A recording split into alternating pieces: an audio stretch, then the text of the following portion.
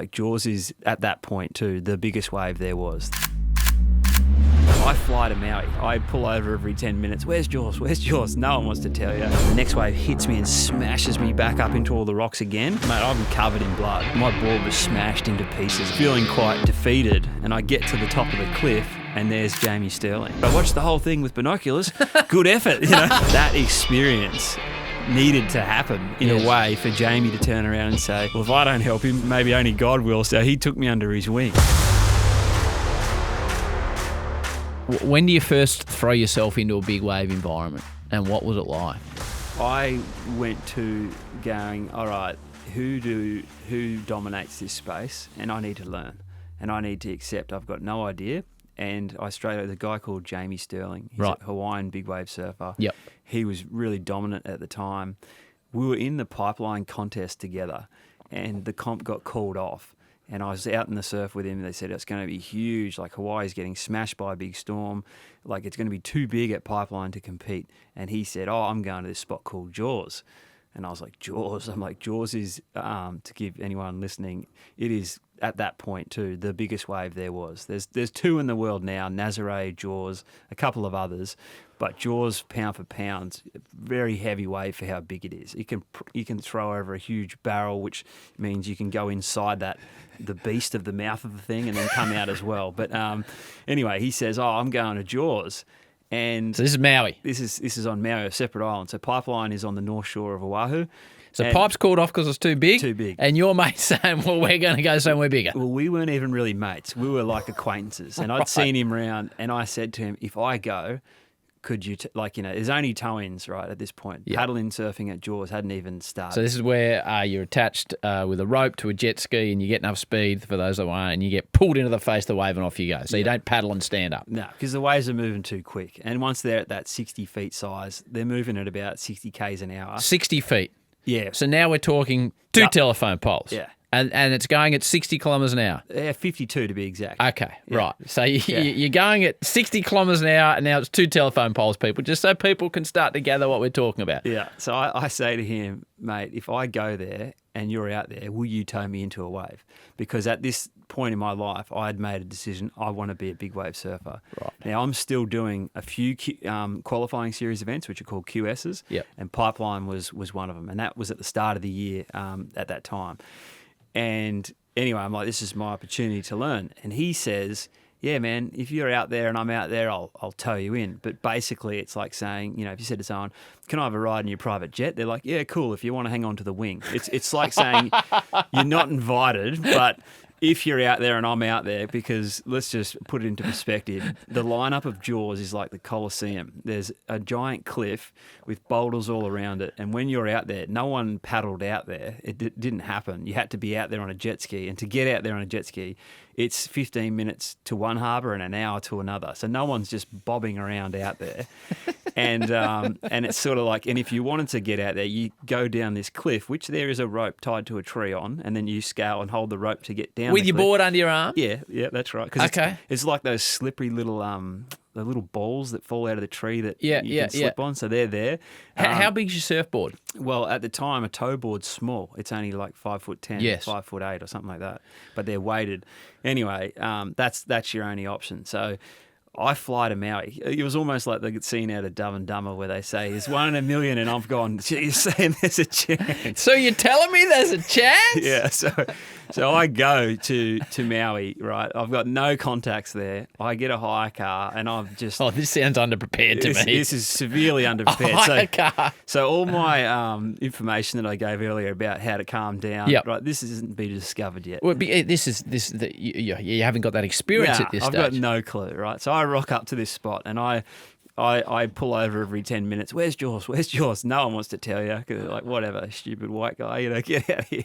And then I finally go down. It's sort of in a farm, isn't it? Yeah, it's down a old pineapple field or something, or maybe it's not even that, sugarcane. And and I get down there and I finally find it, and I'm on the top of this cliff, and I look out and I'm like, there's like probably only 40-foot waves out there, and it's supposed to be 60 foot, so it hasn't really hit yet.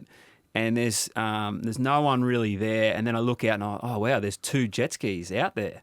And the first ski that goes, one of the surfers is a goofy footer, which means he stands with his right foot forward.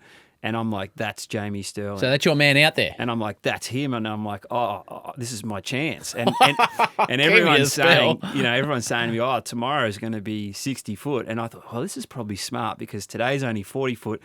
There's more likelihood that he'll let me have a wave today than any other day. So I'm like, get your board. I'm in this little hire car that's not a full drive, and I've gone down this track that you probably need a full drive to get back out of, and the car's just bottoming out every second corner. So I've parked it half in this sugarcane field, grabbed my board, and I've got a life jacket thing that I've got to wear. And then I don't even know where to go. An inflatable one? No, they didn't even exist. Right, then. so an actual life jacket. Yeah, they use jet ski like sort of buoyancy vests. Right, so pretty bulky. Bulky, that's just what everyone used. And then I'm like, how do I get down this cliff? So someone points down there. So I go down there, and then I literally see a tree with a rope tied around it, and the rope goes down this little goat track.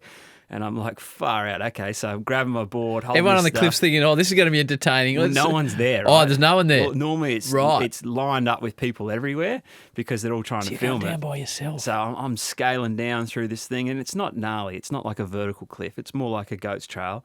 I'm hanging onto the rope, slipping my way down through the mud and whatever. I get to the bottom of the cliff, and there's just boulders like the size of small tables that are rolling around in this shoreline.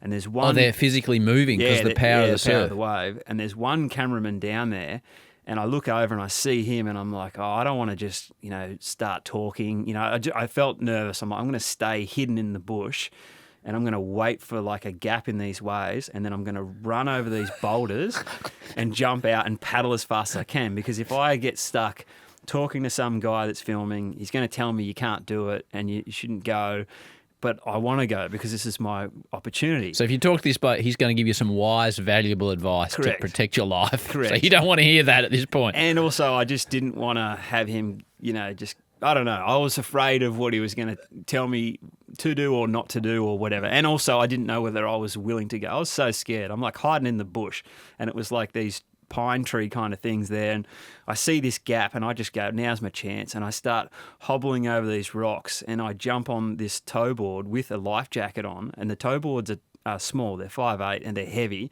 and they don't paddle well. They don't paddle at all well. Plus you've got a foot strap in your chest, so it's lifting you off the board. And I start like gunning it as hard as I can, and I'm going nowhere. And it was flat, but the surges was still a 6 foot face surge like coming through. And I remember just getting under the first thing and then getting pulled back, and then just going, oh my God, I'm not even going to make it out of this shore break. And I finally get past it, and I'm like, all right, now where are those jet skis? And I look up, and the jet ski that I thought was Jamie Sterling drove off, and I'm like, oh shit. I'm like, now I've kind of missed my window. So I said to myself, almost like what I told you, I said, all right, well, I'm the only one out here. Let's just sit in the lineup and let's just look at it all, see what it all looks like, and then paddle back in. But at least tomorrow it won't be as overwhelming. You've got a feel for it. So I'm out there, and it's a windy day. There's 40-foot sets coming, and I'm sitting on my board thinking this is the smart thing to do, just observe everything that's going on. And I see another jet ski, which wasn't the one that I thought was him. That was the second ski. It comes over, and it's a guy I know that I'd seen in other events. And he says, "What are you doing, you crazy kid?" I said, "Oh, I'm just sitting here trying to learn." He goes, "You don't learn here. You've been blown into the impact zone, and where the sets are coming, they're gonna land on your head. You're not even in the channel, even though you think you are. You're in the full-on impact zone." He's like, "Get on the rescue sled of the jet ski. I'm gonna get you out of here, you idiot," kind of thing. And he pulls me out of there, and I'm just thinking, oh my God, I didn't realise that. I thought, because I didn't have anyone to reference where the channel was, because they'd moved on. You're out there by yourself, yeah. Yeah, and I didn't realise I'd literally been blown into where the next set was going to land. I look up, the next set just obliterated that spot. And I was just like, far out. And he goes, "Man, it's not safe for you to sit out here. You can't just bob in the lineup." He said, "We're going to go back in and tow and catch these waves, but you got to go in." And I was like, "Well, where do I go in?" And he takes me back to the cliff, and he points to the area that I hobbled over. Back where all the moving rocks are? Yeah. And I said, "Okay." He goes, yeah, just paddle up there. And I'm like, okay. So I jump off the ski, and then he turns away and drives off. I look back. That set that has come is rolling through. It just smashes me high and dry. I hit every boulder on the way in, and I'm like trying to climb in and I grab onto some rocks and then it all surges out and then my board is ripped away from me and then I'm getting like sucked over the boulders, getting sucked back out. The next wave hits me and smashes me back up into all the rocks again. And then I'm covered in blood, like cuts all over me. I'm hanging on. My board was smashed into pieces, like all the fins were smashed out. The nose was completely smashed. And then basically the next surge came and my foot was stuck in like a hole of rocks. Oh. I remember grabbing my foot, like pulling it out and then just going like a little soldier crab and running over all the rocks and getting out of there, grabbed my smash board, sat on top of the boulders. And then I was like, oh my God, like looking at myself, just blood down all the arms, everything. You know, obviously it wasn't bad. It was just a lot of little nicks. But that cameraman that I told you about was sitting there and he comes over and he goes, hey, man, he's an American guy. He's like, I turned my camera off out of respect for you. And I was like, oh, what do you mean? He goes, well, I just didn't want to film what was going to go down. Like as if he's, you know, nowadays everyone's going to film that and Bloody oath. Put it on a thing called Kook Slam. Yeah. But he's like, he was dead serious. He's like, I turned it off out of respect thinking you're gonna get proper pumped. And I was just like, okay, thanks, buddy. Just thinking, oh, that was the guy I probably should have spoke to before I went off the rocks. So I start making my way back up the little goat trail, hanging onto the rope, holding this smashed surfboard, just, you know, feeling quite defeated. And I get to the top of the cliff and there's Jamie Sterling. He's up there. He's up there. And I said, oh, were you out there? He goes, nah, wasn't out there. And I go, oh, I swear I saw you out there. That's why I ran out there. He goes, nah, but I watched the whole thing with binoculars. Good effort. You know? So a bit of respect from Jamie. So he goes, basically, where are you staying? And I look over at my little hire car thinking, well, I don't know where I'm staying. He goes, oh, if you don't have anywhere to stay, you can come stay with us. We've got a house over here. So where are you, what are you doing? What are you doing in the morning? I said, I was hoping to, you know, catch up with you. Well, look, we've got another ski. You can come with this other guy. And so it was like that experience needed to happen in a way for Jamie to turn around and say, well, if I don't help him, bloody, you know, maybe only God will. So he's going to kill himself in the process. So he took me under his wing, and that was actually the start of it.